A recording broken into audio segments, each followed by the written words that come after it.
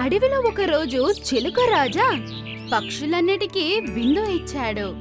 అక్కడ అన్ని పక్షులు వాళ్ళ పిల్లలతో పాటు వచ్చాయి. ఈ నల్లహంస తల్లిదండ్రులను చూస్తే జాలేస్తుంది. ఓ కొడుకు ఎంత నల్లగా ఉన్నాడు, ఇంకొకడు ఎంత అందంగా ఉన్నాడు, చూపు తిప్పుకోలేకపోతున్నాం. చిలుక రాజా అక్కడికి వచ్చిన వెంటనే నల్ల హంసని చూసి, నీ బిడ్డ ఎంత నల్లగా ఉన్నాడో, వీడు మీ హంస సమాజానికే కలంకం.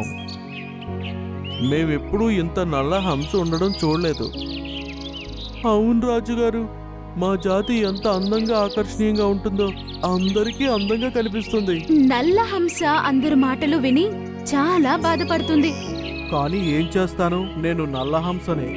ఇది అంత అవసరమా? అన్ని పక్షులు ఒకేలా ఉండాలా? నా కళ్ళకి నేను అందంగానే ఉన్నాను.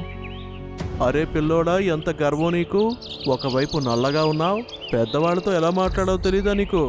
అందుకే ఇక్కడ మాట్లాడడానికి నీకు ఎలాంటి హక్కు లేదు. క్షమించండి మహారాజా. ఈ నల్లహంస వల్ల ఈ సమాజం అంతా మమ్ములను చీచీ అంటున్నారు.